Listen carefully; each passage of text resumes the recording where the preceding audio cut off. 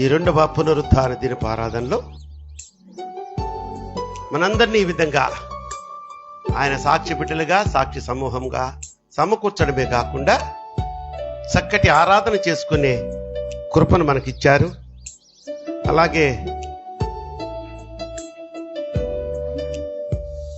సహోదరి పరవశురాలై సాక్ష్య రూపంగా మగాడు మాట చెప్పడం విన్నారా అందరు? నేను రాలేను అనుకున్నాను. నువ్వు ఏదనుకుంటే దానికి వ్యతిరేకం చేస్తాడు ఆయన. నేను రాలేను అమ్ము, నువ్వు రాలేను, నడిపిస్తాడు, నిన్ను లాక్కొస్తాడు. ఎస్, నా వల్ల కాదు, నీరసంగా ఉంది, బలం తెప్పిస్తాడు. పదా పదా, సన్నిధమ్మా, ఇది సన్నిధి. నీ చేతుల్లో నా చేతుల్లో లేదు అనుకుంటున్నావు. నేను భక్తి చేస్తున్నా, నేను వెళ్తున్నా. మన ముఖం, మన భక్తి మనం రావడమా? అవకాశవాదులం మనం. అవకాశం ఉంటేనే మందిరం, లేకపోతే లోకం కదా. దేవుడు ఈరోజు ఒక మంచి అద్భుతమైనటువంటి వాక్యాన్ని మనతో పంచుకోవాలని, మనకి ఎప్పుడు ఆయన ఏదో ఒక సత్యవాక్యాన్నే మనకి చెప్తుంటాడు. కానీ ఈ సన్నిధిలో ఏదో కాలక్షేపం చేసే చరిత్రలు చెప్పడు. ఈరోజు ఆ వాక్యాంశం ఏంటంటే, మనము చీకటిలో ఉన్నామా, వెలుగులో ఉన్నామా? చెప్పండి, ఆన్సర్ ఇవ్వండి.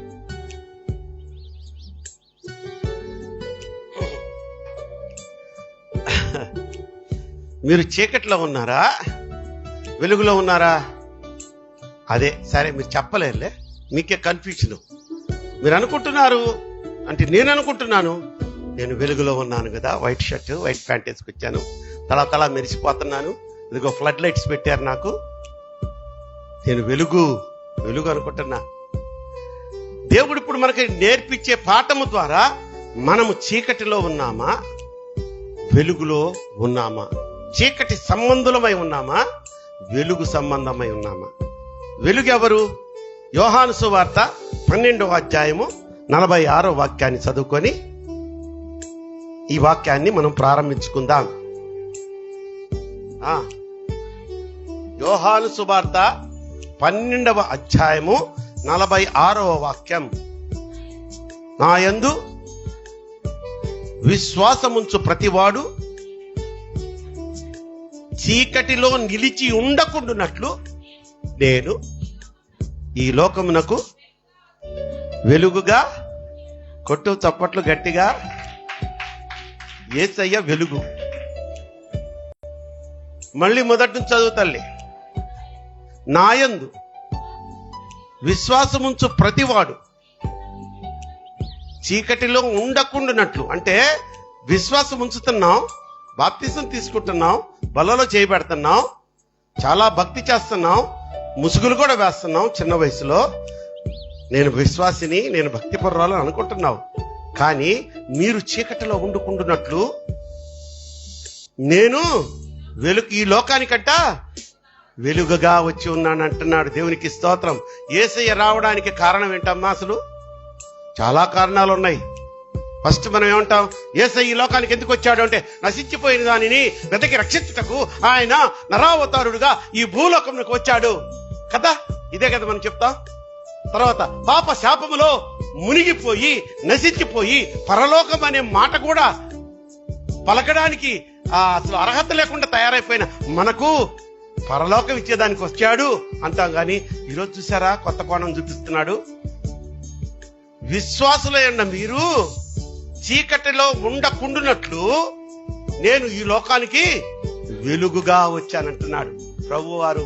ఎంత చక్కగా చెప్తారమ్మా మనతోటి, ఎంత చక్కగా మాట్లాడతారమ్మా. ఒక చిన్న ప్రార్థన ద్వారా ఆయన ఇంకా చక్కగా మాకు అర్థమయ్యేటట్టు చెప్పు ప్రభువా. నేను బలహీనుడను, ఎన్నికలేని వాడను, నేను చెప్తే వీరికి ఏమి అర్థం కాదు నాయన, బ్లర్ అయిపోతుంది వాళ్ళ బుర్ర. కానీ నువ్వు మాట్లాడు. చిన్న ప్రార్థన చేసుకుందాం. కృపగల దేవా, పరమ తండ్రి, మీరు మాలో ఉండండి. యేసు నాయనా, మీరు మాతో ఉండండి.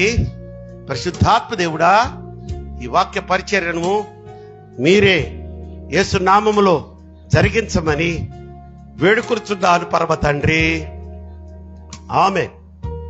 చూసారా, ప్రభువు ఎందుకు వచ్చారంటే మనం రకరకాల కారణాలు చెప్పుకున్నాం. దాంట్లో ఒకటి, నేను ఈ లోకమునకు వెలుగుగా వచ్చి ఉన్నాను అంటున్నాడు. పూర్వీకులు అసలు ఏం చెప్పాడు, పూర్వీకులు ఏం చెప్పారు దీని గురించి అంటే ఎఫెసీయులకు రాసిన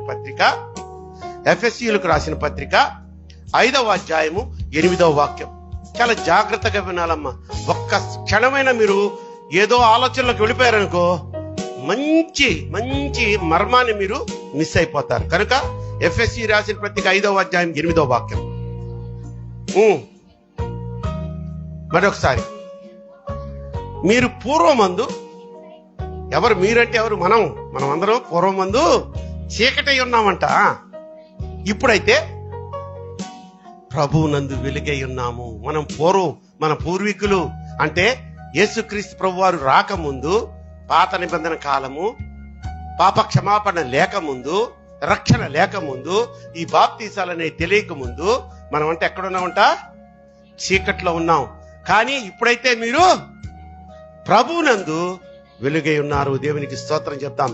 కనుక అసలు చీకటేంటి, చీకట్లో ఉన్నవాళ్ళు చేసే పనులు ఏంటి, చీకట్లో ఉన్నవాళ్ళు ఏమేమి చేస్తారు, చీకట్లో ఉన్న వాళ్ళ ప్రవర్తన ఎలా ఉంటుంది, చీకట్లో ఉన్న వాళ్ళ కనుచూపు ఎలా ఉంటుంది, చీకట్లో ఉన్న వాళ్ళ చర్యలు ఎలా ఉంటాయి చెప్తున్నాను. దేవుడు చెప్తున్నాడు. తర్వాత మిమ్మల్ని మీరే క్వశ్చన్ వేసుకోండి, ఇది నాలో ఉందా, ఇది నాలో లేదుగా. అది మనం చేయాల్సిన పని. సరేనా? మొదటిది యోబు గ్రంథము 24వ అధ్యాయము, యోబు గ్రంథము 24వ అధ్యాయము 16వ వాక్యం. చీకటిలో వారు కన్నము వేదురు, వారు వెలుగు చూడనొల్లరు. ఎవరు చీకటిలో కన్నం వేసే వాళ్ళని ఏమంటారమ్మా? ఎంత బాగా చెప్పారమ్మా. దానికి అర్థం కూడా నేనే చెప్పాలేమో అనుకున్నాను. తవుడుకోకుండా ఎలా చెప్పారు పాస్టమ్మ మీరు? దొంగలు అని. కన్నం వేసేవాళ్ళు అంటే ఆళ్ళే కదా తల్లి. కన్నం వేసేవాడు పట్టపగులు మిట్ట మధ్యాహ్నం 12 గంటలకి ఒరే నేను కన్నం వేస్తున్నాను అంటే వచ్చేస్తాడా? కన్నం అంటే తెలుసుగా, ఆ పాత రోజుల్లో గోడ పగలు కొట్టి ఒక రంధ్రం చేసుకుని దూరేవాడు, అదనమాట కన్నం. సో దొంగలు దొంగతనానికి ఎందుకు వస్తారు? పరుల సొమ్ముని దోచుకునేదానికి. పరుల సొమ్మును ఆశించువాడు దొంగ. ఒక చీకటి వ్యక్తి నిన్ను ఆ విధంగా ప్రోత్సహించేవాడు చీకటికి నాయకుడు సాతానుగాడు. ఇప్పుడు నేను చూద్దాం. అదే ఈ అసలు వాక్యానుసారంగా చూసుకున్నట్లయితే మనం ఈ దొంగలు, ఈ కన్నం వేసేవాళ్ళు ఎవరయ్యా అంటే నిర్గమాకాండము 20వ అధ్యాయము 17వ వాక్యాన్ని మనము 17వ వాక్యం నుంచి చదివితే, నిర్గమాకాండము, నీ పొరుగువాని ఇల్లు ఇతరులతో ఆశించకూడదని లెక్క. నీ పొరుగువాని ఇల్లు ఆశింపకూడదు. నీ పొరుగువారి భార్యనైనను, అతని దాసునైనను, అతని దాసినైనను, అతని ఎద్దునైనను, అతని గాడిదనైనను, నీ పొరుగువాని దగు దేనినైనను ఆశింపకూడదు అన్నది ఆజ్ఞ కదా. 10 ఆజ్ఞల్లో ఇదొకటి కదా. ఇవన్నీ ఆజ్ఞలే. అంటే దొంగతనం చేయడానికి వస్తాడు అంటే నీలో దొంగ స్వభావం ఏమన్నా ఉందా అంటే, ఏంటి అంకుల్ అంతా మరి డైరెక్ట్ గా అడుగుతున్నారు, మేము దొంగల్లా కనిపిస్తున్నామా? కన్నం వేసేవాడు దొంగ, వాడెక్కడే దొంగ కాదు తల్లి. నీ పొరుగు వానిది ఏదైనా నువ్వు ఆశించి దోచుకున్న ఎడలా, అందులో ఎన్ని కేటర్లు చెప్పాడమ్మా. నీ పొరుగువాని దగ్గు గాడిదనైనను, నీ పొరుగువాని దగ్గు దాసినైనను, దాసుడనైనా. అంటే పొరుగువాని దాసుడు అంటే ఆ రోజుల్లో బానిసలు ఉన్నారు. ఇప్పుడు లేదు బానిసత్వం. ఆ రోజుల్లోనే చెప్తున్నాడు. బానిస అయినా కూడా బానిస అయినా కూడా వాడి బానిసత్వంలో నుండి వాడిని నువ్వు ఆశించకూడదు. ఇంకోటి, నీ పొరుగు వాని ఇల్లు. లేరంటారా మనలో? సందు దొరికితే తమ్ముడు ఇల్లు కొట్టేయాలని అక్కర్లేరా? అక్కర్లరా? మీ ఇద్దరు కూడా అక్కలేదా? అక్కల సొమ్ము దోచుకు తిందామన్న తమ్ముళ్ళు లేరా? అన్న సొమ్ము దోచేద్దామనుకున్న తమ్ముళ్ళు లేరా? వీళ్ళు దొంగలు కాదా? దొరతనంగా దోచుకునే దొంగలు వీళ్ళు. ఇప్పుడు మనం ఆలోచించుకుందాం, మనం ఆ కేటగిరీలో ఉన్నామా? ఇంకోటి చాలా భయంకరమైన మాట చెప్పాడు. ఏంటది? అది చెప్పడంలో ఎవరు? నీ పొరుగువాని భార్యనైనను అంటున్నాడు. ఒరే పుణ్యాత్ముడా, నీకొక భార్య ఉంది, ఆమెతో అఘోరించరా. నీ పక్కింటోడి పెళ్ళంతో నీకేం పని? నువ్వు దొంగవు కాదా? దోచుకునేవాడివి కాదా? ఆజ్ఞ ఏమని? నువ్వు చీకటిలో ఉన్నావు కనుక ఈ చీకటి చేష్టలన్నీ మానుకో, అప్పుడు నీలోకి నేను వస్తాను. ఎవరైనా వెలుగు కొట్టు చప్పట్లు గట్టిగా. వెలుగై ఉన్న యేసయ్య వస్తాడు, నీలో ఉన్న చీకటిని పారదోలతాడు. నంబర్ 1, చీకటి సంబంధులు ఎవరమ్మా? మనం ఈరోజు ఫస్ట్ క్వశ్చన్ ఏం చేశాను నేను? మనం చీకట్లో ఉన్నామా? మీరు ఆలోచించుకోండి. నేనేం మిమ్మల్ని అడగను. రాణి సమాధానం ఏంటి అని నేను అనను. రాజేష్ సరిగ్గా సమాధానం చెప్పు అడగను. మీకు ఒక మనస్సాక్షి ఏడ్చిందిగా, ఉందా మనస్సాక్షి? దాన్ని కూడా చంపుకొని బతుకుతున్నారా? మనస్సాక్షి చచ్చినోడు, శారీరకంగా చచ్చినోడు కంటే ఇంకా అధముడు అంటే వాడు. మనసాక్షిని శుద్ధి చేయును మన యేసయ్యా రక్తము. మనసాక్షిని శుద్ధి చేయును మన యేసయ్యా.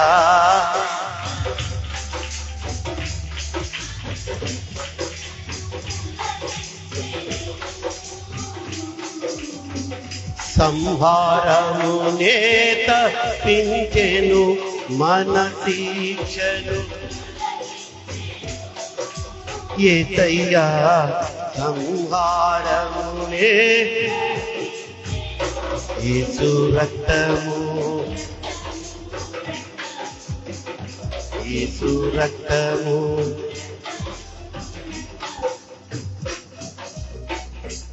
సో చీకటిలో ఉన్న వారెవరు అని మనం ప్రశ్నించుకున్నట్లయితే, మొట్టమొదటిగా లేఖన భాగంలో ఉన్న ఆధారంగా మనకి దేవుడు చూపించిన మాట ఏంటంటే, నీ పొరుగు వానిది ఆశించువాడు, చీకటిలో ఉండి కన్నం వేయేవాడు దొంగ. రెండోది చూద్దామా తల్లి? రెండో వాడు ఎవడో? అదే యోబు గ్రంథము 12వ అధ్యాయము 25వ వాక్యము. యోబు గ్రంథము, వారు వెలుగు లేక చీకటిలో తడబడుచుందురు. చాలు, తడబడుతూ ఉంటారంటమ్మా. చీకటిలో ఉన్నవారు ఎలా ఉంటారు? తడబాటు అంటే ఏంటో చెప్పగలరా? తడబాటు, కంగారు పడ్డాం, భయపడ్డాం. పిల్లి వచ్చింది, నువ్వు వస్తుంటే చర్చికి, నీ ముఖం మండా, నువ్వు వచ్చేది జీవము గల దేవుని మందిరానికి, పిల్లి వచ్చిందని ఆగిపోతావా? ఇలా చెప్తే బాగలేదు కదా కాంతమ్మ, మీరమ్మా? బాగుందా? గుడ్. దేవుడు నిన్ను ప్రేమిస్తాడు. గద్దింపు నొప్పుకో. లేరా మన క్రైస్తవ హిందువులు మానేశారంటే వాళ్ళకి నేర్పించిందే ఉగ్గుపాలతో. అది ఒరే, పిల్లొస్తే ఎదురుపోబాక నానా, పిల్లొస్తే వెనక్రా. విధవరాలు ఎదురొస్తే వెనక్కు కూర్చొని మంచిని తాగాలంట, ఈ ముఖం తాగమని. ఈ మూమెంట్ లో వాడు వెళ్ళిపోయి ఉంటే ధైర్యం చేసి జరిగే ప్రమాదం తప్పి ఉండేది. ఈడు ఆగాడు కదా, అప్పుడు కరెక్ట్ గా వచ్చి గుద్దుద్ది. ఇంతే, నేను ఇంతే. నీకు జరగబోయే కీడు తప్పించబడదు ఎప్పుడు. విధవరాలి మొహం చూసి వెనక్కి వస్తాడే ఎదవా, పిల్లిని చూసి వెనక్కిపోతాడే. నేను ఎవరిని అంటున్నాను? హిందువులు అంటున్నా, వాళ్ళ అధికారం నాకు లేదు. కానీ క్రైస్తవులను పేరు పెట్టుకొని ముసిగేసుకొని తిరుగుతుంటామే క్రైస్తవులం. మేము క్రైస్తవులం పెద్ద బైబిల్ పట్టుకొని వస్తారు, పెద్ద అంటే దారిలో కూడా ముసిగేసుకొని వస్తారు. కానీ పొద్దున్న లేస్తే ఈ చండాల పనులు చేస్తారు. భయం, తడబాటు భయం. ఇల్లు కట్టాలా? తీయది. ఏంది తీస్తారమ్మా మూలలో? ఏం మూలలో తీస్తారు? ఏందది చెప్పండరా. ఆయన రియల్ ఎస్టేట్ మేనేజర్ వెళ్ళిపోయాడు, అప్పుడే అయిపోయింది. ఆయన వాక్యం ఎక్కువైపోయింది. ఇల్లు కట్టాలనుకున్నప్పుడు తల్లి స్టార్టింగ్ లో ఏం చేస్తారమ్మా? వాస్తు సరే చూస్తాలే, కరెక్ట్. ఈశాన్యం మూలలో తీస్తారు. ఏం తీస్తారు? గొయ్యి. ఆ తర్వాత ఈ నేసి పాతి పెట్టేదానిక. సరే ఏదో పునాది బాగుంటుంది, తీసేది. దాంట్లో ఏం పోస్తారు? నవధాన్యాలు నిన్ను రక్షిస్తాయా అమ్మా చెల్లి? దాంట్లోంచి వచ్చిన వాళ్ళమేగా మనం, ఈ ఆచారాల్లోంచి వచ్చిన వాళ్ళమేగా. దేవుని రక్తంతో ఈరోజు కనకబడి ధైర్యంగా మనం మేము చెయ్యవండి ఇటువంటి అన్ని ముహూర్తాలు చూడవండి. మేము ఎవడండి వాస్తు అని చెప్పగలిగే స్థితిలో మీరు ఈరోజు కూర్చున్నారు. బిడ్డలారా, మిమ్మల్ని తిడుతున్నాను అనుకోబాకండి. ప్రభువారు ఒకళ్ళిద్దరు ఉన్నారు నాన్న, నువ్వు గర్వంగా గుండె ఎగేసుకొని చెప్పబాక నా సంఘం అంటావు. అదేమంటే ఒరే ఉన్నారే నీ సంఘంలో వాస్తు చూసే పుణ్యాత్ములు ఉన్నారా, సోది చెప్పుకొచ్చుకునే వాళ్ళు లేరా? వాడు ఎవడో జోసఫ్ తమ్మి అంట, అక్కడ పోతే ఆయన సోది చెప్తాడంట, అక్కడికి పోయేవాళ్ళు లేరా? ఉన్నారే అంటున్నాడు దేవుడు నాతోటి. ఇదిగో చెప్తాడా, అప్పుడే నా నోట్లోంచి మాటలు, ఈ దేవుని మాటలే గద్దిస్తున్నాడు. జాగ్రత్త, ధైర్యంగా, తడబాటు లేకుండా. నువ్వు తడబడ్డావు అంటే, పిల్లిని చూసి తడబడ్డావు అంటే నువ్వు చీకట్లో ఉన్నట్టే. చీకట్లు అంటే సాతానుగా. నువ్వు ముహూర్తం చూసావు నీ కూతురు పెళ్లికి, నువ్వు చీకట్లో ఉన్నట్టే. వాస్తులు చూసావు, నువ్వు చీకట్లో ఉన్నట్టే. పిల్లిని చూసి అరే తుమ్ముతామా, మరి నేను ఎట్లా చెప్పాలమ్మా? వెళ్తున్నావు అనుకో, వెనకమ్మా నాలాంటి వాడు ముందు పోతుంటే మీరు ఊరుకుంటారా? ఏమండి ఎందుకైనా మంచిది, ఒక్కసారి వెనక్కి రండి.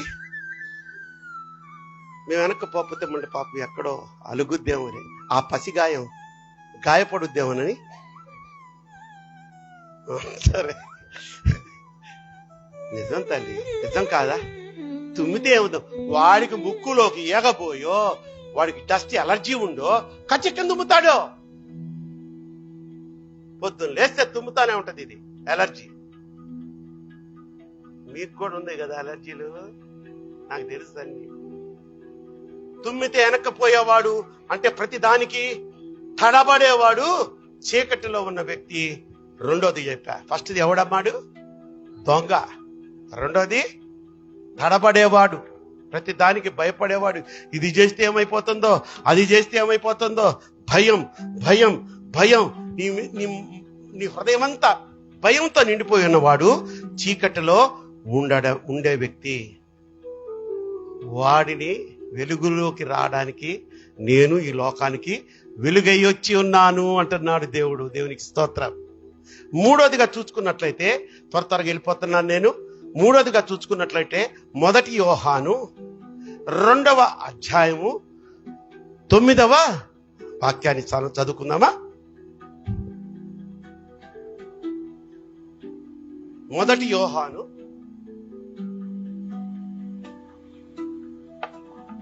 అంటే యోహాను రాసిన మొదటి పత్రిక 2వ అధ్యాయము 9వ వాక్యం. తల్లి, వెలుగులో ఉన్నానని చెప్పుకొనుచు అరే తన సహోదరుని ద్వేషించువాడు ఇప్పటి వరకు, అర్థమైందా? ఈ మాటతోనే అర్థమైపోయి ఉండాలి మీకు.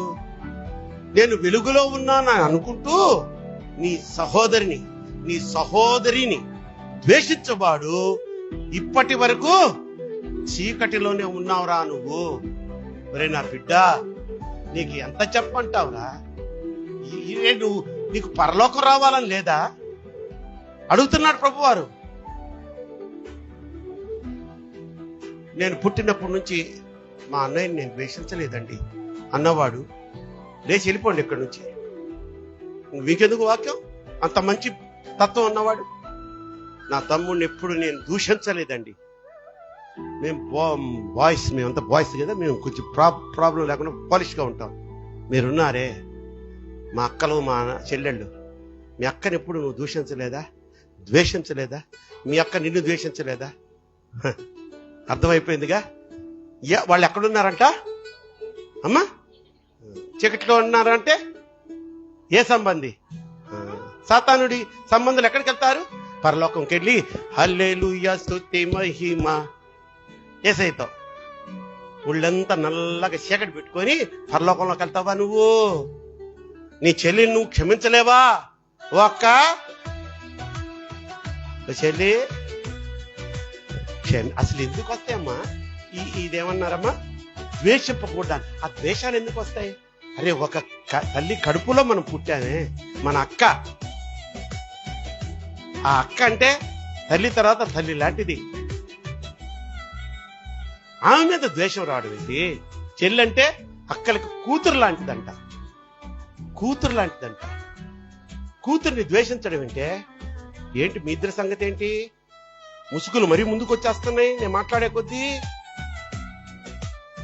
అక్క, చెల్లిని ద్వేషించబా, ప్రేమించు. సరేనా? చెల్లి కొంచెం నువ్వు ఫాస్ట్, నీకు చురుక్కుమని కోపం వస్తుంది, సరేనా? అది తగ్గించుకోకపోతే నువ్వు ఎవరి సంబంధివి? చీకటి సంబంధివి. కొట్టు చప్పట్లు గట్టిగా.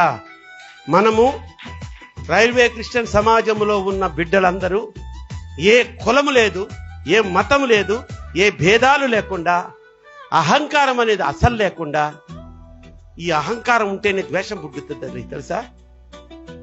నాశనానికి ముందు ఏం వస్తుందంట? గర్వం వస్తుందంట. బాగా తెలుసు మీకు. మీలో గర్వం పుట్టిందంటే పతనానికే. మీదేం కులం, మీదేం మతం, మీరు 2 3 ఆటోనా, రిక్షానా, నీ మొహమా, నీ తలకాయ? అరే, కులాలు చూస్తావురా నువ్వు? నిన్ను మాత్రమేమో ఆ అగ్ర కులస్తులు వచ్చి వాటేసుకోవాలి. ఎందుకు వాటేసుకుంటాడు? మనం అందరము యేసయ్య రక్తంలో కడగబడి ఆయన రక్తాన్ని స్వీకరించి ఆయన శరీరాన్ని భుజిస్తూ ఆయన రక్తాన్ని పానం చేస్తున్న బిడ్డలము. మనకి భేదాభిప్రాయాలు ఉండొచ్చా? కుల అభిమానం ఉండొచ్చా? ఆ కుల పిచ్చిగాళ్ళు ఉన్నారు, వేరే వాళ్ళు, అది మనకు అనవసరం. వాళ్ళు ఎట్లన్నా పోనండి. నన్ను నమ్ముకున్న బిడ్డలు, నేను ఈ లోకానికి వెలుగై వచ్చిన్నాను రా మీ గురించి, మీరు ఇటువంటివి పెట్టుకొని ఇంకా చీకట్లోనే ఉంటే ఎట్లా నాన్న అని ప్రభు వారు ఈరోజు మనతో సంభాషిస్తున్నాడు. లెవీలు కాండము 19వ అధ్యాయము 17వ వాక్యాన్ని చదువుదాం. ఏదైనా వాక్య రూపంలో ఉంటేనే, ఓహో ఈయనేదో సొంతగా మా మీదకి బాణాలు వదలటం లేదని మీకు కూడా, మీలో కూడా ఉంటారు కొంతమంది. వాక్యం అంటే, గద్దింపు వాక్యం అంటే పడదు మీకు. చూడండి, సంఖ్యాకాండము 19వ అధ్యాయము 17వ వాక్యం. లెవికాండము. నీ హృదయంలో నీ సహోదరుని మీద, ఇంకా నీ పొరుగువాని పాపము నీ మీదకి రాకుండాన్నట్లు. చాలమ్మా, చాలు. మొదటిది చాలు మనకి. నీ సహోదరుని నువ్వు ఏం చేయకూడదంట? ద్వేషింపకూడదు, వాడిని శపించకూడదు, వాడికి వీలైతే ప్రేమ చూపించేందుకు కీడు చేయబాక అంటున్నాడు. 4వది, ఇప్పటికి ఎన్ని చెప్పానమ్మా నేను? చీకట్లో ఉన్న వ్యవహారాలు ఎన్ని చెప్పాను? 3. మొదటిది. 2 తడబాటంటే భయం. ప్రతి దాన్ని చూసి భయం. కుక్కను చూస్తే భయం. నెక్స్ట్ 4 చూడండి. 4 కీర్తనల గ్రంథము 88వ కీర్తన 18వ వాక్యం.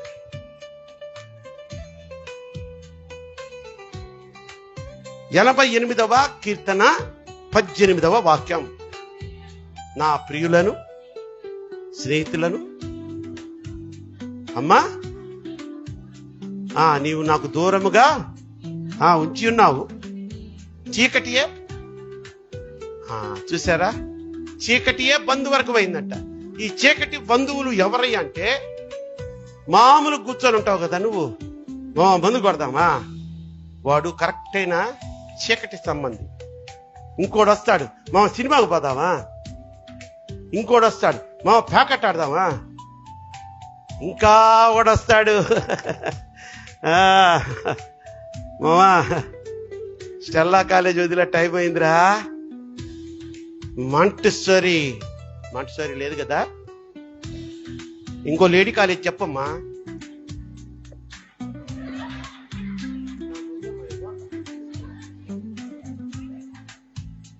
ఇంకో లేడీస్ కాలేజ్ పేరు చెప్పంటే ఉమెన్స్ కాలేజ్ అంట. భలే నవ్విస్తుంది మా సుమలత. Siddhartha women's college.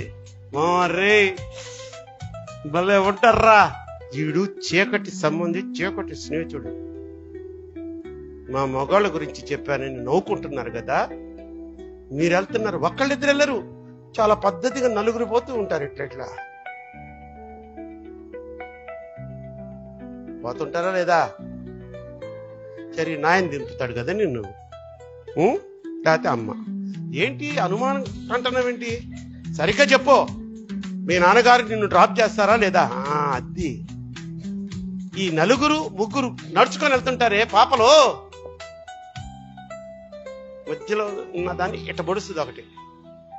వాడెవడో చూడవే, నిన్నే చూస్తున్నాడు. అది చూసి ఉండదు పాపం, ముందు ఇది చూస్తుంది, చెడగొట్టుద్ది. చీకటి సంబంధి. నాలుగోది ఏంటి నేను చెప్తున్నాను, స్నేహితులను బంధువులను నమ్మరు. ఈ చీకటిలో ఉన్న వారిని అంటే గొడవలకు కాలు దువ్వేవారు, జల్సాలంటే రమామ పదం అనేవాళ్ళు. ఆ తర్వాత ఈ ప్రేమ వ్యవహారాలు, త్రాగుడు వ్యవహారాలు, అంతా మోసం తల్లి. వీళ్ళంతా అసలు శిశులైన నీకు అవసరం వచ్చినప్పుడు, అసలు శిశులైన అవసరం మీకు వచ్చినప్పుడు ఈ దరిద్రపు బ్యాచ్ అంతా నీ పక్కన ఉండదు. నీ దగ్గర 4 డబ్బులు ఉన్నాయి, ఈ రోజు నువ్వు బుల్లెట్ వేసుకొని తిరుగుతున్నావు, లేకపోతే ఇంకా బుల్లెటే ఉందిలే ముసలోళ్ళ బండి. ఇంకోటి ఏందమ్మా, కొత్త వచ్చినాయి, తిట్టంలే చెప్పరా లక్కీగా. అదిగో మా యూత్ చెప్పాడు రాజేష్, చూసావా? R15 ఇవన్నీ ఉన్నప్పుడు నీ పక్కనే ఉంటారా ఈ బ్యాచ్, సోది బ్యాచ్. బెల్లం ఉంటే ఈగల వాళ్తాయి, డబ్బుంటే ఈ పనికిమాన స్నేహితులు వస్తారు, బంధువులు వస్తారు. ఏంది మామా, ఏంటి ఈరోజు ఏం లేదా అంట వస్తాడు ఒక ఆయన. వీడికి వాడు మామ అంటే దాదాపు 10-11 సంవత్సరాలు పెద్దోడై ఉంటాడు. ఆ తాగుడు దగ్గర చూసారా, ఆ వయోభేదం అల్లుడు ఏంటే, కొడుకు తండ్రులు కూర్చొని తాగే కల్చర్ వచ్చేసింది మనలో. నేను సిగరెట్ తాగే వయసు అది ఎప్పుడో ఒక 40-50 సంవత్సరాల క్రితం, తెలియకప్పుడు తాగాను. నేను తాగినప్పుడు మా ఫ్రెండ్ వాళ్ళ అన్నోళ్ళు చూసినా కూడా భయపడేవాళ్ళం. వాళ్ళేంత అంత ఫ్రీ పడేద్దా, రండిరా, తెలుసులేరా మీరు సిగరెట్ తాగుతారని ఆఫర్ చేసేవాడు. వద్దు మేము తాగా లేదను అనేవాళ్ళం. ఆ మర్యాద ఉండేది. ఇప్పుడు తండ్రి కొడుకును అడుగుతున్నాడు, ఏరా పోయి ఏం తేలేదా? తెస్తాడరా, తెచ్చిన తర్వాత మడేమో లేపుతాడరా నీ మీదకి. ఓ దుర్మార్గుడు అయిన తండ్రి కొడుకుతో కూర్చొని తాగుతావరా నువ్వు?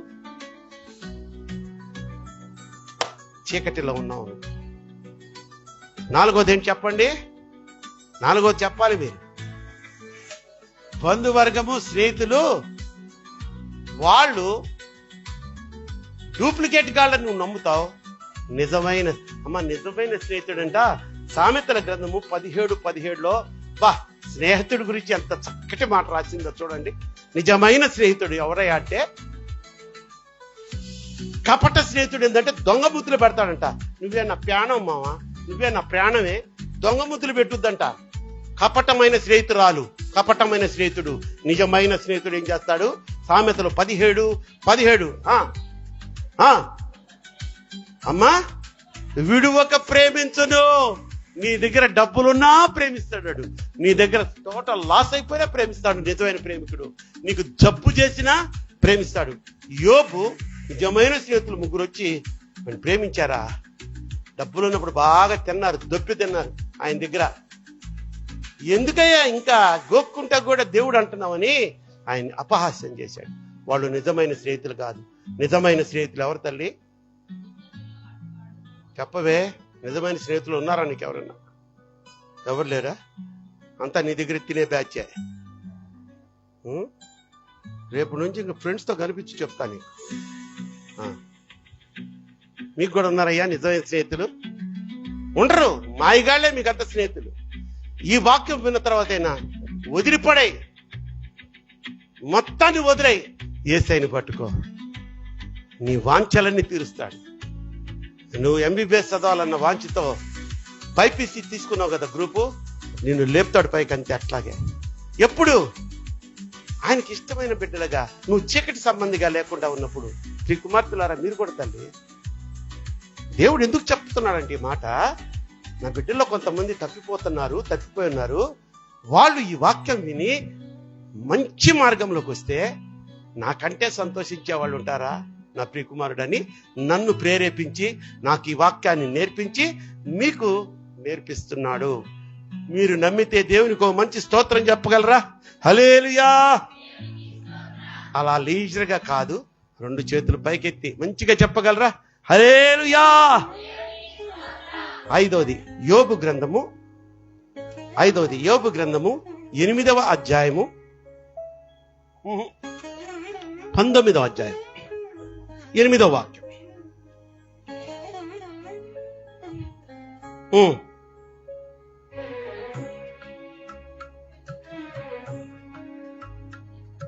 పంతొమ్మిది 8 అమ్మా. అబ్బా చూడండి అమ్మా, నేను దాట లేకుండా నా మార్గములకు ఎవడు సైతాన్ గడేశాడు. చీకట్లో ఉన్నవాడికి ఎప్పుడైనా బయటికి పోదాము, ఏంటి దరిద్రం ఏంటి, నాకు ఈ బద్ధకాలేంటి అని దాటి పోదాం అనుకున్నా కూడా ఆడేం చేస్తాడంటేనంట, కంచె వేసి పడేశాడంట. మీ చుట్టూ వ్యామోహము అనే ఒక కంచె, ధనాశ అనే ఒక కంచె, యవ్వన బిడ్డలకు ప్రేమ అనే ఒక కంచె వద్దు. ప్రభు మాతో మాట్లాడుతున్నారు, అనేక మార్లు మాట్లాడారు. వద్దు, ఈ వ్యామోహం వద్దు, ఈ యొక్క యవ్వనేచ్ఛలు మాకొద్దు అని దాటాలని చూచినా మిమ్మల్ని దాటనివ్వకుండా వాడు ఏం చేశాడమ్మా? కంచె వేశాడంట, చుట్టూ కంచె వేశాడంట. చూడండి, రోమీయులకు రాసిన పత్రిక 7వ అధ్యాయము 19వ వాక్యాన్ని కూడా ఒకసారి ఈ సందర్భంగా జ్ఞాపకం చేసుకుందాం. పాపము నుంచి దాటి రాలేడు ఎవడు? చీకట్లో ఉన్నవాడు. రోమాపత్రిక 7వ అధ్యాయము 19వ వాక్యము. నేను చేయగోరు మేలు చేయక, చేయాలనుకున్నటువంటి మేలు చేయకుండా చేయకూడనటువంటి కీడు చేస్తున్నాడు. ఎందుకు తెలుసా? మేలు చేయాలనిపిస్తుందమ్మా నీకు. అన్నా ప్రసాద్ అన్నా, నాకు జత బట్టలు పెట్టాలనిపిస్తుంది నీకు. పుణ్యాత్ముడా, పెట్టావా ఎప్పుడన్నా? హృదయంలో వస్తుంది తపన, మా స్నేహితుడికి పెట్టాలా, ఒక జత బట్టలు పెట్టాలా. కానీ చేయాలనుకున్న మేలుని చెయ్యలేకపోతున్నామంట. ఉదాహరణ చెప్పానులే. వెంటనే మా ప్రసాద్ అంకుల్ ఎంత దుర్మార్గుడు అని మీరు అనుకోబాకండి, మంచోడమ్మా. ఆ మధ్య కాళ్ళు ఇరిగిపోయి అటు అయిపోయాడు, కానీ ఏదో చేసి ఉంటాడా. ముందు మెట్ల మీద కూర్చోబాకాయా, నీకేం పని పొద్దునే ఆ పోయేవాళ్ళని వచ్చేవాళ్ళని. అది కూడా నేను అనలేదమ్మా, సోమలత నేను అన్నా. రాజేష్ అన్నాడు, ఎవరినైనా ఆశా వర్కర్లు మాత్రమే పలకరిస్తాడట. మరి కాలు ఎరకేమవుద్ది? అదే టైంలో నేను పోయినా పలకరించలేమో, రాజేష్ పోయినా పట్టించుకోడు. అదే ఆశా వర్కర్ పోతే ఏమై బాగున్నావా అంటాడు. అమ్మా సెల్లు కూడా బాగుంటు కాలు ఎరగొట్టుకున్నాడు. అప్పటికైనా బుద్ధి వచ్చిందా? మళ్ళీ పోయి మెట్ల మీద కూర్చున్నాడంట. ఎవరో పిలిచేటడికి సెల్ మెట్ల మీద పెట్టి పక్కన పెట్టి లోపలికి వచ్చాడు. గుర్తుకొచ్చి చూస్తే సెల్లు లేదు. అంటే ఏదో ఒకటి ఇట్లా జరుగుతూ ఉంటుంది. కనుక దేవునికి స్తోత్రం చెప్దాం. హల్లెలూయా. మనము చెయ్యవలసినటువంటి మేలు చేయలేకపోతున్నాము. చెయ్యాలని మనకి మాత్రం మనసు వస్తుందంట.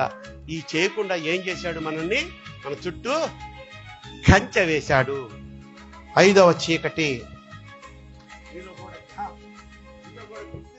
జ్ఞాపకం చేసుకోండి. ఊనే ఎండం ఏమంటారు, హరికథ బుర్రకథ ఎన్నట్టు వినొద్దు. నీకు కూడా ఏమన్నా ఎవరికైనా బట్టలు పెట్టాలనిపించిందా? మీ ఆంటీకి ఏమైనా చీర పెట్టాలనిపించిందా? పెట్టలా. ఎందుకని నీ చుట్టూ వాడు కంచేశాడు. ఎవడాడు? సైతాను కాదు, చీకటి మొహోడాడు.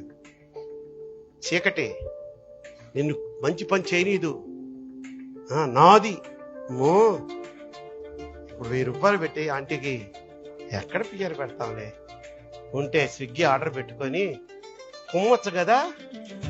కుమ్మడమే ఇక స్విగ్గీ ఆర్డర్ పెట్టుకొని. దేవునికి స్తోత్రం చెప్పు. హల్లెలూయా. సో 6వ దానికి వెళ్ళిపోతున్నాను నేను. యోబు గ్రంథము 24వ అధ్యాయము 15. యోబు గ్రంథము 24వ అధ్యాయము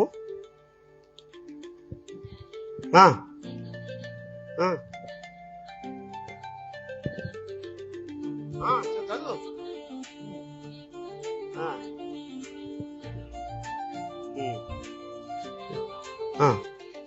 చీకటిలో వారు కన్నం వేదురు, పగులు దాక్కుందరు.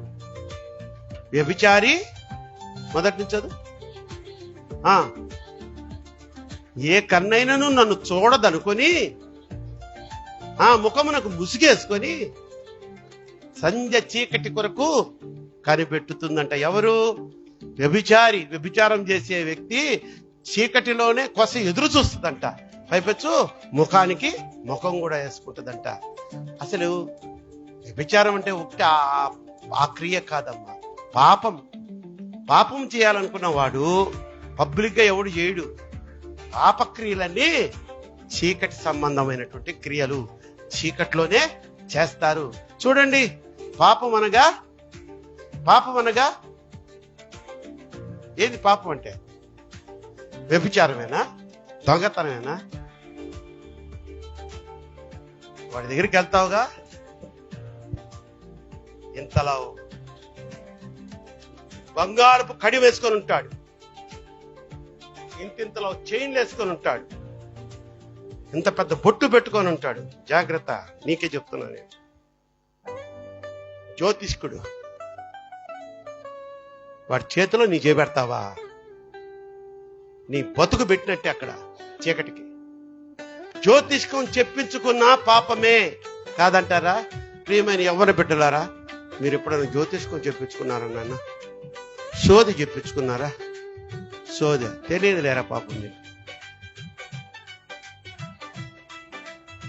తమిళనాడులో పొద్దున్న లేస్తే ఇదే గోల, రాక్షస గోల. లంకన పుట్టింది అన్ని రాక్షసులే అనే ఒక సామెత ఉంది. లంకను ఆనుకొనే ఉంటది ఈ తమిళనాడు. నా మాటలు దేవుడు క్షమించును గాక. జ్యోతిష్కము ఒక పాపమే, ముహూర్తం పెట్టించుకోవడము పాపమే, వాస్తు చూడడము పాపమే. నీవు చీకటిలో చేసే ప్రతిదీ, నువ్వు క్రైస్తవురాలు కదా, నువ్వు జ్యోతిష్కుడి దగ్గరికి డైరెక్ట్ గా పోగలవా? పట్టపగలు పోగలవా? పోవు. చీకటి ఎప్పుడు పడుద్దా అని చూస్తావు, అప్పుడు పోతావు. ఆయన ఇంటి దగ్గరికి వెళ్ళి అటు ఇటు చూస్తావు. మా చర్చోళ్ళు కానీ, నేను క్రైస్తవురాలని తెలిసిన వాళ్ళు కానీ ఇక్కడ ఉన్నారని ఉడుక్కని దొరుకుతావు లోపలికి. ఏమిటమ్మా ఎందుకు వచ్చావు ఇప్పుడు? ఏమిటి నీ శార్థం? నీ పెండాకోడు, పెండాకోడు ఈడికి వాడి జాతకం తెలియదు. వాడి దగ్గరకు పోయి ముహూర్తాలు పెట్టిస్తావా? చీకటి యోహాను. కనుక సృష్టికర్తను నమ్మాలి గాని సృష్టిని నమ్మకూడదమ్మా. కొట్టు చప్పట్లు గట్టిగా. సృష్టికర్త ఎవరంటే నీవు నేను నమ్మిన యేసయ్య, మన కోసం ప్రాణ త్యాగం చేసిన యేసయ్య. నేను లోకానికి చీకటిలో ఉన్న మిమ్ములను రక్షించుటకు వెలుగులై నేను వచ్చి ఉన్నానని చెప్పిన ధైర్యంగా ప్రకటించిన యేసయ్య. అంతేగాని మన ఇళ్లలో కూడా అమ్మా ఉంటాయి కొన్ని విగ్రహాలు ఉంటాయి. యేసుక్రీస్తు ప్రభు వారి బొమ్మ ఉంటుంది కదా. ఆ బొమ్మ లేకపోయినా కనీసం సిలువనన్న పెట్టుకుంటారు కదా. అదొక గురి అనుకుంటారు. సరే మీ ఇష్టం, అది మీ చిత్తానికి వదిలేశా. కానీ ఆ యేసయ్య బొమ్మ కాదమ్మా, ఆ యేసయ్య సిలువు కాదమ్మా మన గృహంలో ఉండాల్సింది. ఆ యేసయ్యే మన గృహంలో ఉండాలి. అప్పుడు నువ్వు అనుకున్నదంతా వెలుగుమయము అవునుగాక. ఆమె చెప్పండి గట్టిగా. ఎస్. ఏంటమ్మా పాపము అంటే? ఇటువంటి లోకాచారాలు, అన్య ఆచారాలు, అన్యులతో స్నేహాలు, అన్యుల ఆచారాలు పాటించడం, ఇదంతా కూడా పాపమే. అక్కడ లేఖనంలో ఏముంది? వ్యభిచారము చేసే వ్యక్తి ముసుగు వేసుకొని ఎప్పుడు చీకటి పుడుద్దా అని చూస్తుంది అని ఉంది. కానీ ఈ రోజుల్లో పాపము చేసే వ్యక్తి ఎప్పుడెప్పుడు పాపం చేస్తామని వాడు సమయం కోసం చీకటి ఎప్పుడు పుడుద్దా అని ఎదురు చూస్తూ ఉంటాడంట. చివరిగా ఒక్క మాట చదివించి ముగిచ్చేస్తాను ఈరోజు. మత్తయి సువార్త 23వ అధ్యాయము 22వ అధ్యాయము 13వ వాక్యం.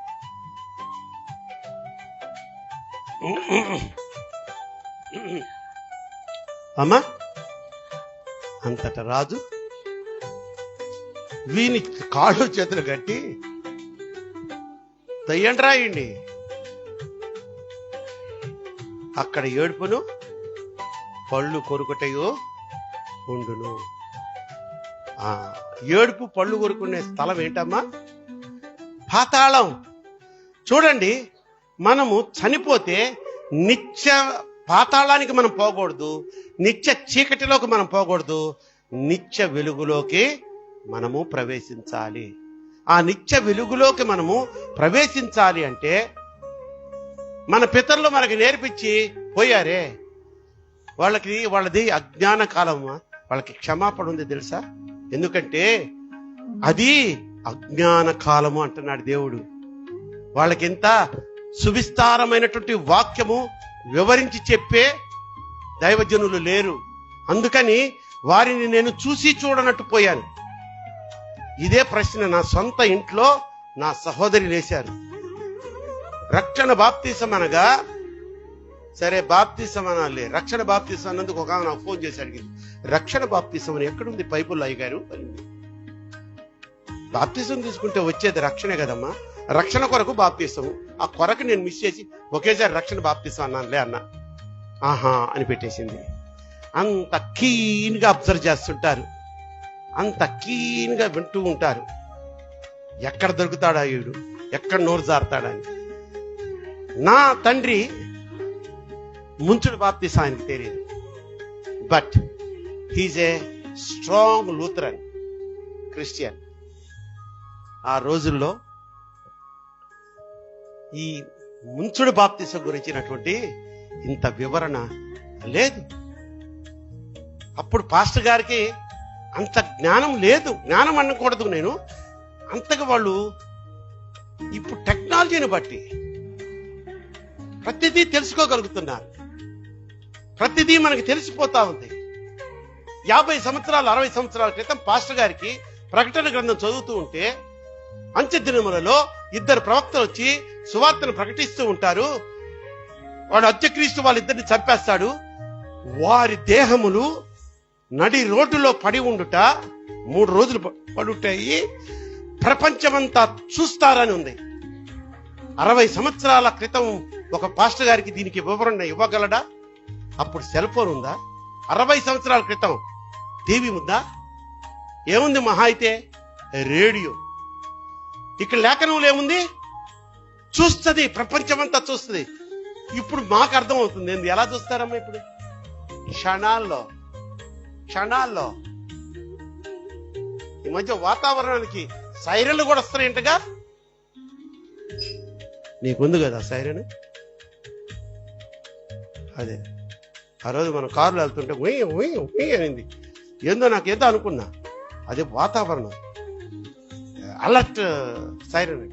కనుక ప్రియమైన దేవుని బిడ్డలారా, రైట్, నీ ఎక్కడికి వచ్చారంటే, నన్ను మా సహోదరులు అంటే ఇప్పుడు ముంచుడు బాప్తీసమా? మరి నాన్నగారు వాళ్ళు ముంచుడు బాప్తీసం తీసుకోలేదుగా, మరి వాళ్ళు నరకానికి వెళ్ళిపోయి ఉంటారా అని అడిగారు నన్ను. దానికి కూడా సమాధానం ఈరోజు ఇప్పుడు మీకు చెప్పానే. వాళ్ళది చూచి చూడనటువంటి ఆయన వదిలేసిన పాపం అజ్ఞానులు కాదు, అమాయకులు అన్నారు మా నాన్నగారు. ఆ రోజుల్లో దైవ సేవకులు కూడా వారికి తెలిసినటువంటి బోధ చేశారు. సిద్ధాంతపరంగా అంటే సంఘ సిద్ధాంతం. మా లూథరన్స్ చిలకరింపు బాప్తీసే ఇస్తారు, మేమందరం చిలకరింపే. సిఎస్ఐ వాళ్ళు అది కూడా ఇవ్వరు. ఇస్తారేమో. ఈ తల్లి బ్యాచ్ మీకు ఏమి ఇస్తారమ్మా? చిలకరింపే. ఏ ఏజ్లో ఇస్తారు చూసారా? అక్కడ మాత్రం అన్ని బ్యాడే ఉండవమ్మా. అన్ని సంఘాల్లో 12 ఏళ్ళకే ఇచ్చేస్తారంట వాళ్ళు 12 ఏళ్లకే ప్రభు రక్తమాన్ని తాగి ఏమంటారు, శరీరాన్ని భుజించే, అది దాన్ని ఏమంటారమ్మా, జ్ఞాన స్నానం. అంటే అప్పుడు దాకా స్నానం చేయించరా? మనకి చక్కగా మనకి దేవుని శరీరం అంటే ఆ శరీరాన్ని తిన్న ఒక తృప్తి ఉండద్దమ్మా. ఇంత బ్రెడ్ బొక్కు ఏదో తింటాం, ప్రభు రక్తాన్ని తాగినట్టుగా కమ్మగా ఏదో ఒకటి ఉండాలి కదా. అక్కడ నేను చూసింది ఏంటంటే ఎంతది ఎన్నో ఉంటుందమ్మా. అంతకంటే పల్చకే ప్రపంచంలో ఎవడు తయారు చేయలేడు. అప్పం అంటారంట దాన్ని. అది సరే, దాన్ని ద్రాక్షారసంలో ముంచి ఇట్లా ఇస్తుంటాడు నాలుకే. వీళ్ళు పోయి ఎట్లా అంటారు, కొంచెం ప్రాణం చేసిన తృప్తి ఉండాలి కదా. అప్పుడు నేను అక్క వాళ్ళకి చెప్పిన మాట, వాళ్ళు నిశ్చయముగా దేవుడు వాళ్ళని పరలోకం చేర్చుకొని ఉంటారు. ఈ బాప్తీసంలో ఉన్న తేడాల వలన ఆయన కాదనుకుంటున్నాను. ఎందుకంటే అది అజ్ఞాన కాలము. వాళ్ళు మహావిశ్వాసులు. మా నాన్నగారు even though he's a CI ఆ పోలీస్, నోరు తెరిస్తే మాట మాట్లాడితే దేవుడి మాటే, పాట పాడితే దేవుని పాటే. ఏదైనా ఊరికి తెలియకుండా ఒక ఊరికి వెళ్తే అక్కడ చర్చికి వెళ్తాం, కంపల్సరీ వెళ్తాడంటే సండే అంటే మమ్మల్ని తీసుకెళ్లేవారు. అక్కడ ఒక చీటి రాసి పంపిస్తారు, అయ్యా ఒక పాట పాడతాను. వెంటనే వాళ్ళు కానుకలప్పుడు ఎప్పుడు స్పెషల్ సాంగ్ ప్రేమయ్య గారు పాడతారు. అనగానే మా నాన్నగారు పోయి, మంచి స్వరం మా నాన్నగారిది, ఆ పాట పాడేవాళ్ళు, వచ్చి కూర్చునేవాళ్ళు. ఆయన భక్తిలో విశ్వాసంలో ఏ తేడా లేదు. ఒక్క బాప్తిసంలోనే తేడా వచ్చింది. అది కూడా సంఘ కాపర్లు వాళ్ళని అలా నడిపించారు. అది వాళ్ళని ఎట్లా తప్పు పడతాడు యేసయ్య నువ్వు ఇచ్చిన పాస్టర్గా ఆయన మాకు. సరే నాయన, నిజమే. అందుకని అజ్ఞాన కాలం అది అంటున్నారు. బట్ ఇప్పుడు మాత్రం ఒప్పుకోడు. ఇప్పుడు జెండా కింద బాప్తీసాలు ఒప్పుకోడు. ఇప్పుడు చిలకరింపు బాప్తీసం ఒప్పుకోడు. ఎందుకంటే బాప్తీసం గురించి క్షుణ్ణంగా చెప్పగలిగినటువంటి దైవజనులు టీవీల్లో ప్రతి సంఘంలో లేస్తున్నారు. దేవునికి స్తోత్రం చెప్పండి, హల్లెలూయా. కనుక అది చూసి కూడా ఇంకా నువ్వు చీకట్లోనే ఉంటావా? ఇంకా బాప్తీసం లేకుండానే ఉంటావా? ప్రాణం పోకడెప్పుడో తెలియదు, యేసయ్య రాకడెప్పుడో తెలియదు.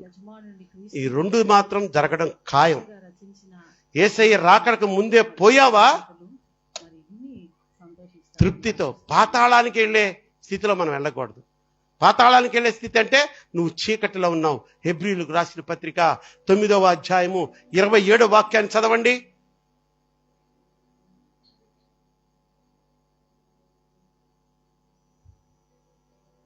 ఈ స్థితిలో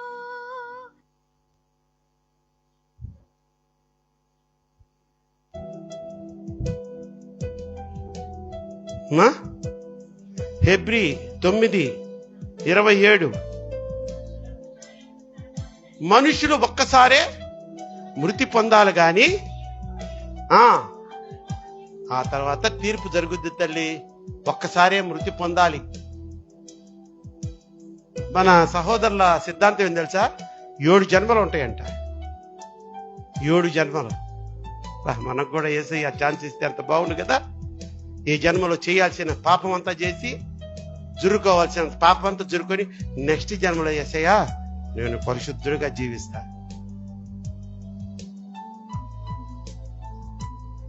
చీకటి నుంచి మనకి విడుదల కోసం ఈ యేసయ్య వెలుగుగా వచ్చాడంట. కొట్టు చప్పట్లు గట్టిగా. 7 రకాల చీకట్లు మనం చెప్పుకున్నాం. 7 రకాలైనటువంటి చీకట్ల అంశాల గురించి చెప్పుకున్నాం. ఇందులో మీలో ఏదన్నా ఒకటన్నా ఉందా? లేకపోతే నిజంగా ధన్యుడివి. లేదు, వీటిలో కొన్ని ఉన్నాయా? భయపడదు. ఉన్నాయి. ఇక నేను నరకానికి అనుకోబాక, మార్చుకోమని చెప్తున్నాడు యేసయ్య. నేను ఉన్నానురా నీకు తోడుగా. నీవు నా తోడు ఉన్నావయ్యా, నాకు భయమేల నా యేసయ్యా. నీవు నాలోనే ఉన్నావయ్యా, నాకు దిగులేలా, నాకు భయమేలా, నాకు దిగులేలా, నాకు చింతేలా. నీవు నా తోడు, నాకు భయమేలా, నీవు నాలోనే ఉన్నావయ్యా, నాకు. చూడండి తల్లి, యోహాను సువార్త 1వ అధ్యాయము 9వ వాక్యాన్ని చదువుకొని ప్రార్థన చేసుకుందాం.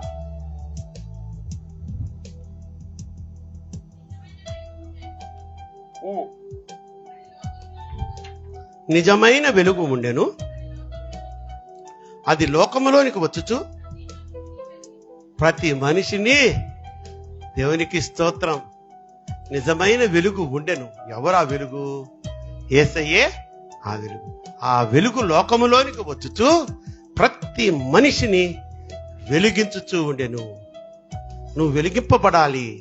చీకటిలో ఉన్నావు అనేదానికి ఒక చిన్న ఉదాహరణ చెప్పేదా? చూడండి, నువ్వు చీకటిలో ఉన్నావు అనే దానికి చిన్న ఉదాహరణ. ప్రభువు ఇచ్చిన ఆజ్ఞలను నువ్వు పాటించవు. 2 కాళ్ళ మీద, 2 పడవల మీద కాలు వేస్తావు. నీ ప్రయాణం ఏమంటారు దాన్ని? నీ యొక్క విశ్వాస యాత్ర. 2 పడవలు. అటొస్తే హిందూ సంప్రదాయాలు, ఇటొస్తే యేసయ్య కృప కావాలి మనకి.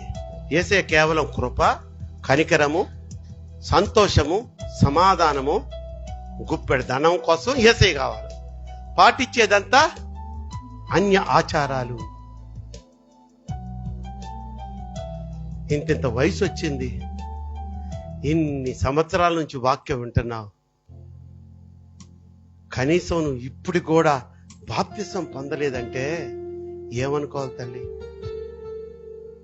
నేనేమన్నా చెప్పమన్నాడు, చెప్తున్నా.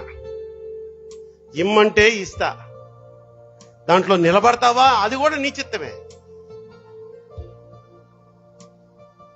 పుట్టినరోజు తీసుకుంటా, ఇంకొక మా తాత సచ్చిన రోజు తీసుకుంటానని తీసుకుంది ఒక ఆమె.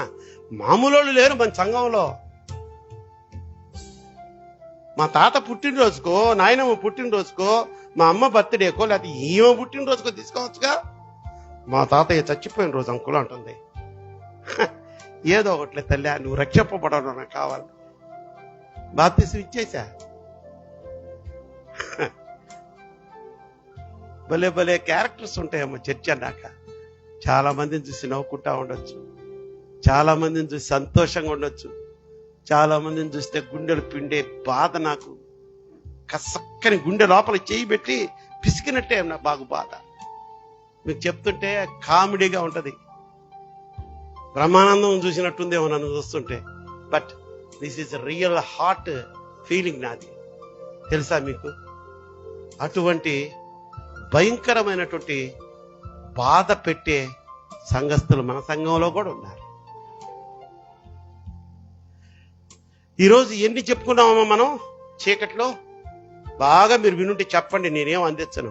నంబర్ 1 దొంగతనం, నంబర్ 2 తడపడ్డం అంటే భయపడ్డాం, 3 అమ్మా అన్నదమ్ముల మీద అక్కజల్లల మీద ద్వేషము, పగ, ఇంకా అహంకారము, ఇవన్నీ ఉంటుందా?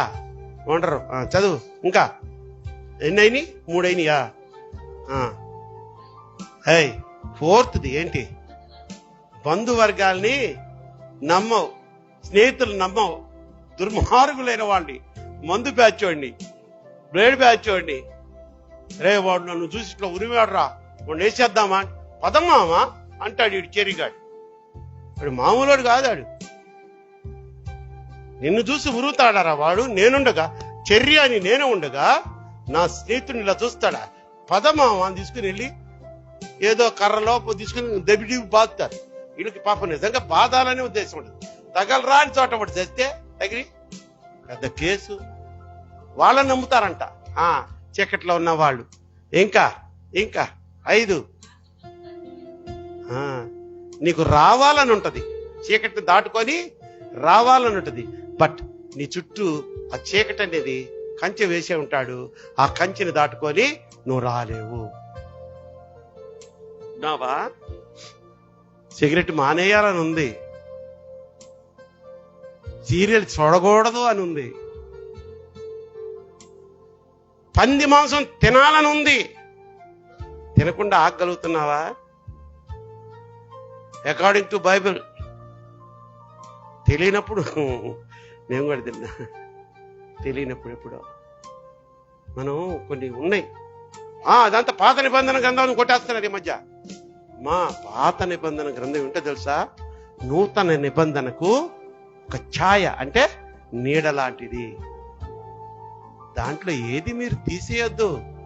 యేసయ్య ఏం చేశాడంటే దాంట్లో అలాగే ఉంచుతూ మోడరేట్ చేశాడు. నా బిడ్డలు మరీ కఠినంగా ఉన్నాయిలే అని 10 ఆజ్ఞలను 2 ఆజ్ఞలు చేశాడు. ఆ 2 ఆజ్ఞల్లో మళ్ళీ 10 ఆజ్ఞలు ఉంటాయి. ఆలోచించుకోండి, 10 ఆజ్ఞలు ఈ 2 ఆజ్ఞల్లోనే ఉంటాయి.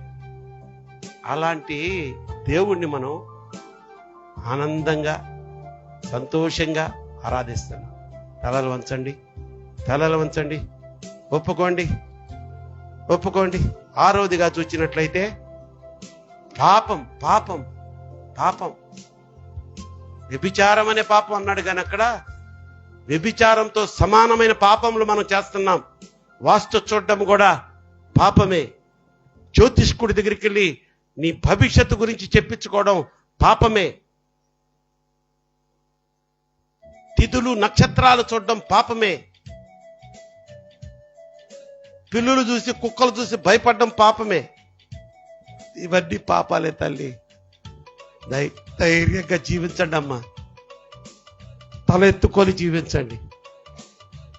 ఎందుకంటే నువ్వు దేవుని బిడ్డవు నాయనా, నువ్వు నా సహోదరుడా. నువ్వెందుకయ్యా భయపడతావు? దేన్ని చూసి భయపడుతున్నావురా నువ్వు? నువ్వు యేసయ్య ముద్దు పెట్టవురా నువ్వు నాయనా. ధైర్యంగా తలెత్తుకొని ఐ యామ్ క్రిస్టియన్, యేసు నా దేవుడు అని ధైర్యంగా ఆయన ఒప్పుకో. 10 మందిలో ఒప్పుకో, 100 మందిలో ఒప్పుకో, 1000 లక్షల మందిలో కూడా ఒప్పుకో. రహస్య విశ్వాసిలాగా ఉండొద్దు. ఆయన కూడా రహస్యంగానే చూస్తాడు. నేను బెనిగా ఒప్పుకుంటున్నావా నువ్వు? ఏంటి అనుమానంగా తల ఊపుతున్నావు?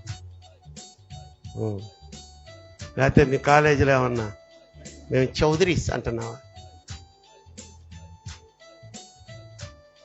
దేవరాజు అనగా మనకు అర్థమైపోతుంది. దేవునికి స్తోత్రం. విత్తబడిన వాక్యం నిజంగా ఆ 7 చీకట్లలో తప్పకుండా నాలో కూడా ఏందో మీకు చెప్పమన్నాడు దేవుడు, నేను చెప్పా. ఈ 7 నాలో ఉన్నాయి. ఓ ప్రభువా, ఓ ప్రభువా, ఎంత తేట తెల్లంగా మాట్లాడేవు నాయన. నాతో మాట్లాడినట్టే ఉంది ఈరోజు ప్రభు. నేను మీకు చెప్పినట్లేదు, ప్రభువు నాకు చెప్పినట్టుంది, నాకు నేర్పించినట్టుంది. కనుక ఏ ఒక్కరు కూడా నిర్లక్ష్యంగా ఉండవద్దు, అసహనంగా ఉండొద్దు, అసంతృప్తిగా ఉండొద్దు. భక్తి చేస్తే ధైర్యంగా చేద్దాం, నమ్మకంగా చేద్దాం.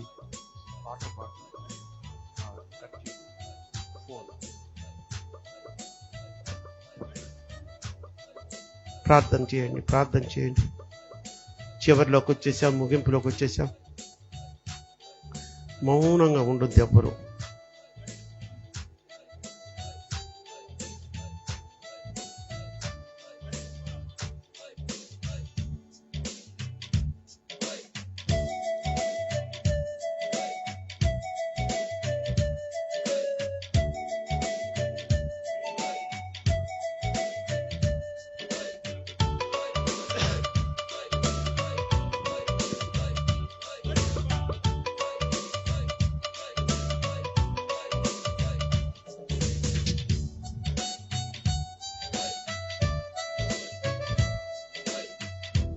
ఇరవై 7 సంవత్సరాల క్రితం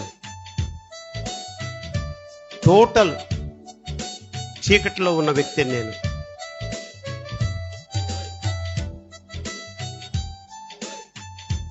అప్పుడు దైవజనులు రాజబాబు అన్న గారి పాటలు వినడం, ఆయన వాక్యం వినడం, దైవజనులు యేసన్న గారి పాటలు వినడం, వాక్యం వినడం అనేది, ఎందుకో వినడం అనేది జరిగింది. ఆ వాక్యం ద్వారా 7 చీకట్లలో బంధింపబడి ఉన్న ఈ తారా ప్రకాష్లో పరివర్తన రావడం మొదలైంది. ఓవర్ నైట్ నేను మారిపోయి తెల్ల పావురాన్ని అయిపోయాను అనుకోబాకండి.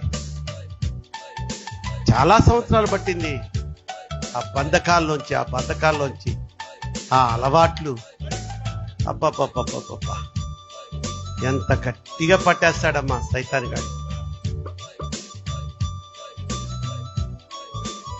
నిలబడగలగాలి. అదే క్రైస్తవ విశ్వాసుల యొక్క నిజస్వరూపం. నిలబడాలి. మాటికి చిన్న వాటికి జారిపోతే ఇక నీ విశ్వాసం ఏ పాటిది? నువ్వు దేవునికి అపకీర్తి తీసుకొస్తున్నావే గాని నీలో ఏ మంచితనము అన్యులకు కనపట్టలేదు. కనుక ప్రియమైన దేవుని బిడ్డలారా, ఎవ్వరు కూడా ఈ సమయంలో మౌనంగా ఉండొద్దు.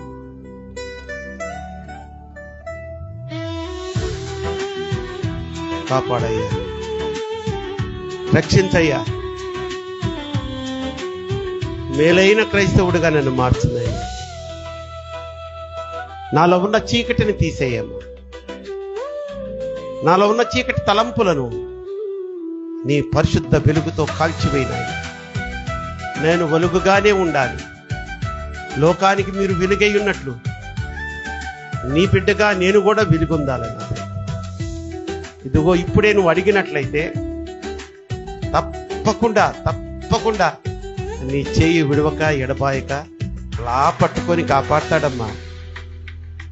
లేదు, నామకార్థపు ఈ భక్తి నేను చేస్తాను, నా అలవాట్లు నాయే, నా చీకటి పనులు నావే అంటే నీ చిత్తానికే వదిలేస్తున్నాడు దేవుడు. ఆయన ఎప్పుడు బలవంతం చెయ్యడు. మనకు స్వతంత్రతనిచ్చేశాడు. ఆయన స్వతంత్రులుగా మనం జీవించగలగాలి. జీవించుటకు ఆయన ఇప్పుడు ఆర్డర్ వేసేశాడు. కనుక ఏ ఒక్కరు కూడా ఈ మంచి మాటలను నిర్లక్ష్యం చేయకుండా ఆయన కృపలో శాశ్వత కాలము సంతోషంగా జీవించుతూ ఒకానొక రోజు మన సమయం వచ్చింది, మనకు పిలుపుని వచ్చింది. ఏ క్షణము నాకు పిలుపు వచ్చినా యేసయ్యతోనే ఉంటాను. నిత్య జీవములోనికి, నిత్య దైవ రాజ్యములోనికి ప్రవేశిస్తానన్నా దమ్ముతో బతుకుతాను. అంతేగాని నిత్య పాతాళానికి వెళ్ళావా, అక్కడ ఏడుపులు, పళ్ళు కొరుక్కుంటుంటారంటమ్మా. పళ్ళు కొరుక్కోవడం, ఎంత యాతన పడుతుంటే పళ్ళు కొరుకుతారు. ఒక్కసారి ఆలోచించండి తల్లి. మిమ్మల్ందరినీ ఆయన ముద్దు బిడ్డలు కనుక ఆయన హక్కును చేర్చుకొని మిమ్మల్ందరినీ కాచి కాపాడడానికి ఆయన సిద్ధముగా ఉన్నారు.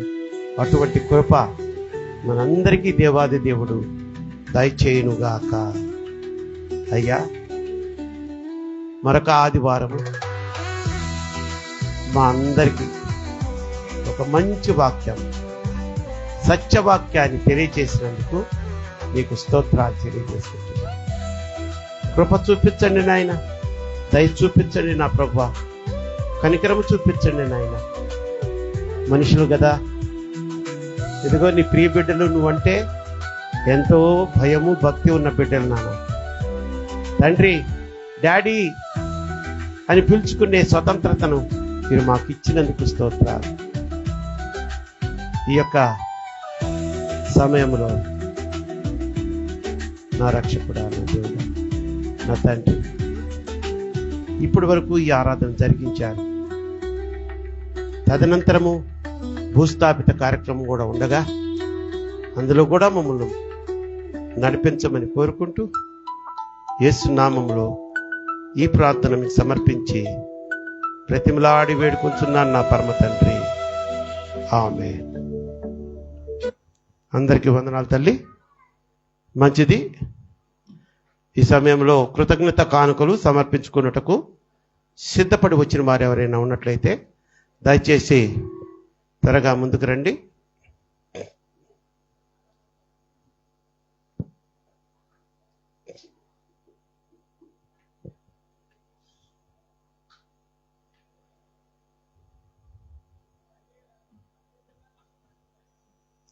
స్తోత్రం.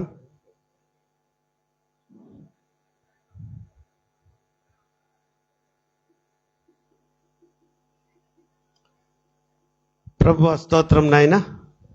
ఈ ప్రత్యేక సమయంలో నీ ప్రియ బిడ్డలు సమర్పించుకున్న ఈ కృతజ్ఞత కానుకను ముందుగా మీరు అంగీకరించి వారికి నూరింతల ప్రతిఫలం దయచేయమని యేసు నామములో వేడుకొని ప్రార్థించుచున్నాను నా పరమ తండ్రి.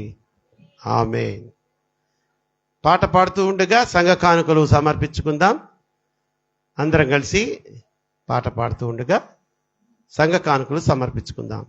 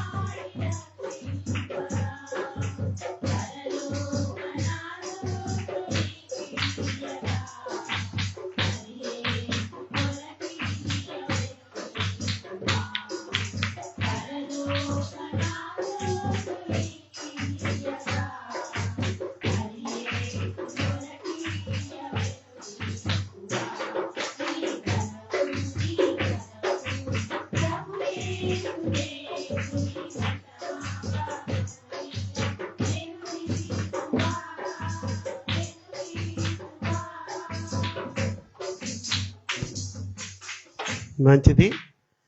ఈరోజు ఈ ఆరాధన తదనంతరం మనకి వెంటనే కాదు, 3 గంటల సమయానికి మన ప్రియ ఆంటీ గారు, పెద్దమ్మాయి ఆంటీ గారు, మీ అందరికీ తెలుసు అనుకుంటున్నాను, మన ఇందిరా ఆంటీ వాళ్ళ చిన్నమ్మ, వాళ్ళ మమ్మీ వాళ్ళ సొంత చెల్లెలు మన చర్చికి ఖచ్చితంగా వచ్చేవాళ్ళు.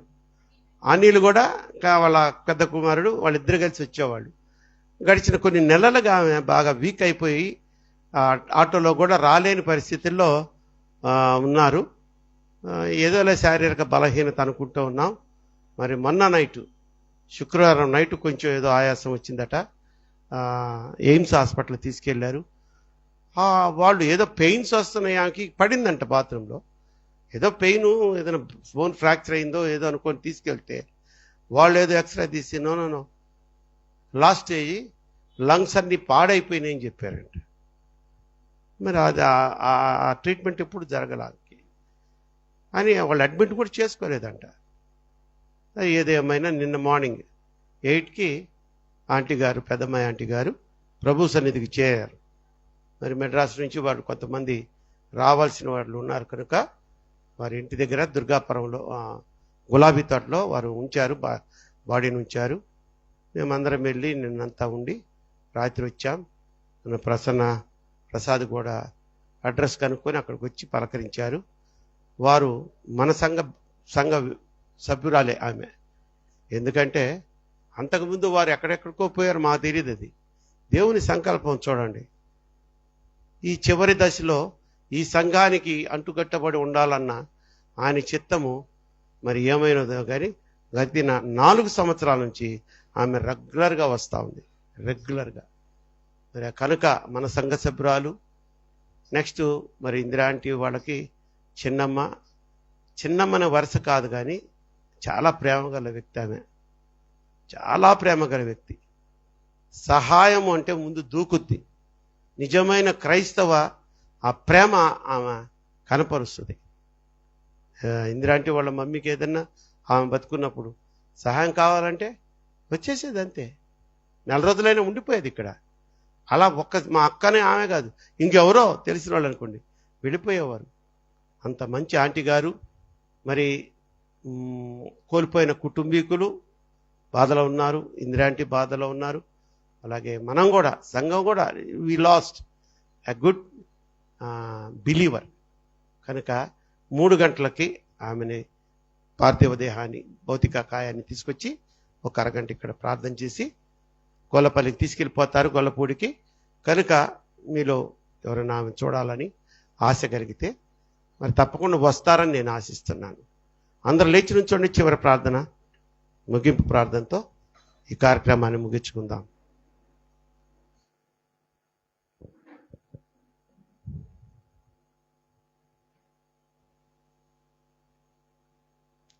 మమ్మల్ని మిక్కిలిగా ప్రేమించుచున్న మా ప్రియ పరలోకపు తండ్రి, యెహోవా దేవా, యేసు నాయన, పరిశుద్ధాత్మ త్రయేక దేవా, ఈ యొక్క మధ్యాకాల సమయంలో ప్రార్థన చేసి ప్రారంభించిన ఈ మాసంలోని 2వ పునరుద్ధాన దినప ఆరాధనను మా అందరికీ ఆశీర్వాదకరంగా, ఈ నామమునకు మహిమకరంగా జరిగించారు. చీకటి గురించి మాకు చాలా సువిశేషంగా బోధించినందుకు స్తోత్రాలు. విన్న బోధ విని విడిచిపెట్టకుండా ఆత్మ పరిశీలన చేసుకునే ఒక అంతరాత్మను మా బిడ్డలందరికీ దయచేయండి. నేను చేస్తున్న పనేంటి, నా దేవుడు నాకు నేర్పించిన ఆ యొక్క జ్ఞానం ఏంటి? ఇక మీదట దేవునికి వ్యతిరేకమైన పనులు నేనేమి చేయకూడదు. ఇప్పుడు వరకు ఏదో అజ్ఞాన స్థితిలోనో, లోకుల యొక్క స్నేహం వలనో కొన్ని పాటించాను. దేవుడు ఇంత చక్కగా తేటగా ఈరోజు నాతో మాట్లాడాడు. కనుక ఇక మీదట అటువంటి వ్యర్థమైన అన్య ఆచారాలను నేను పాటించను. తిథులు చూడను. ప్రయాణమై పోవాలంటే యమగండం చూస్తారంట కొంతమంది. ఇటువంటి పిచ్చ చేష్టలు నేను చెయ్యను అని నిర్ణయం తీసుకో.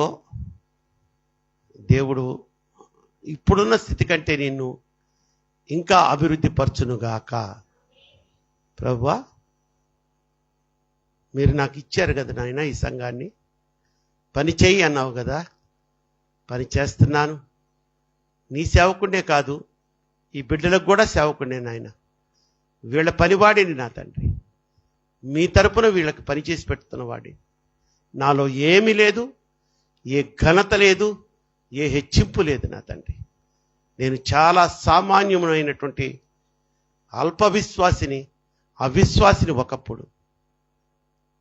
కానీ మా అందరినీ, ఈ సంఘ బిడ్డలను, నన్ను నీ కృపాస్తాలకు అప్పచెప్పుకుంటున్నాను.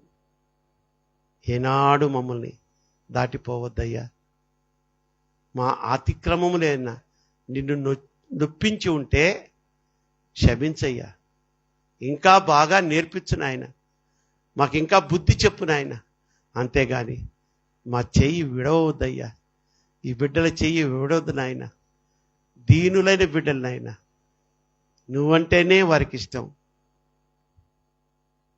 నిన్ను వీడు వాళ్ళు బతకలేరు నాయన. మేము అసలు ఉండలేము తండ్రి. ఇదిగో ఈ లోక సంబంధమైనటువంటి ఈ యొక్క భోగభాగ్యాలు, చీకటి పనులు, ఆ చీకటి వ్యక్తుల ద్వారా ఆకర్షించి బిడ్డలను ఒకవేళ తప్పుదోవ పట్టిస్తున్నాయేమో. ఆ చీకటి శక్తుల వీరి మీద ప్రయోగాలు చేయకుండా బిడ్డల చుట్టూని కంచెన వేయండి, కృప చూపించండి. ఇదిగో ఇంకొక 2 గంటల్లో ఇదే సన్నిధిలో, ఈ సంఘములో నీ సంఘ విశ్వాసి, నాకు అత్తయ్య గారు, ఇందిరాకి పిన్ని గారు అయినటువంటి కమల కుమారి గారిని మీరు పిలుచుకుండగా ఆ భూస్థాపిత కార్యక్రమం కూడా మీ నామములో ఆమెకు మహిమకరంగా జరిగించమని కుటుంబ సభ్యులకు, రక్త సంబంధికులకు, బంధుమిత్రులకు, అలాగే మా ఆర్సిఎస్ సంఘం వారికి కూడా ఆదరణ కలుగ చేయమని కోరుకుంటూ, క్షేమంగా తీసుకొచ్చారు, సురక్షితంగా మమ్మల్ని తీసుకుని వెళ్ళండి, మా గృహాలకు చేర్చండి. బిడ్డలు ఇచ్చిన కృతజ్ఞత కానుకలను, సంఘ కానుకలను మీరు అంగీకరించండి. 100 ప్రతిఫలము, ఆశీర్వాదం దయచేయండి. దేశాన్ని పాలిస్తున్న అధికారులను, నాయకులను జ్ఞాపకం చేసుకుంటున్నాను. మంచి ఆయుష్తో, ఆరోగ్యముతో, మంచి జ్ఞానముతో, తెలివితో, మాకు మంచి కలిగేలాగున వారు తీసుకునే నిర్ణయాలతో వారిని దీవించి ఆశీర్వదించి మీ ఆత్మతో నడిపించమని కోరుకుంటూ, యేసు నామములో ఈ ప్రార్థన మీకు సమర్పించి బ్రతిమలాడి వేడుకొంచున్నాను నా పరమ తండ్రి. పరలోకమందున మా తండ్రి, నీ నామం పరిశుద్ధపరచబడును గాక, నీ రాజ్యం వచ్చును గాక, నీ చిత్తం పరలోకమందు నెరవేర్చున్నట్లు భూమి యందు నెరవేర్చబడును గాక. మా దిన ఆహారం నేడు మాకు దయచేయము. మా ఇళ్ళ అపరాధం చేసిన వారిని మేము క్షమించిన ప్రకారం మా అపరాధం క్షమించము. మమ్మల్ని శోధనలోకి తేక దుష్టుని తప్పించము. శక్తి, మహిమ నిరంతరము నీవే అయ్యున్నావు మా పరమ తండ్రి. ఆమేన్. మన పరమ తండ్రి అయినటువంటి దేవుని ప్రేమయు, మన ప్రభువును ప్రియరక్షకుడైన యేసుక్రీస్తు వారి కృపయు, పరిశుద్ధాత్మ దేవుని అన్యోన్య సహవాసము ఇక్కడ కూడి వచ్చిన ప్రతి బిడ్డకును, రైల్వే క్రిస్టియన్ సమాజంలో నాటబడిన ప్రతి కుటుంబానికి, ఆన్లైన్లోని బిడ్డలకును, సకల పరిశుద్ధులకును సదాకాలము తోడయుండును గాక. ఆమేన్. అందరికీ వందనాలు తల్లి.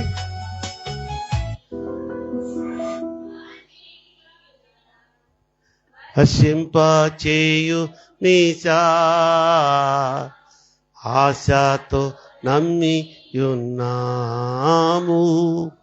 నీ సత్య వాగ్దాతము ఈ మాయి మీద కృమ్మరించుము దేవా.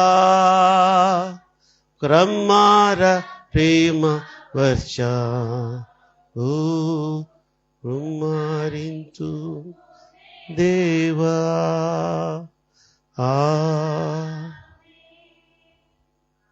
ఆమేన్.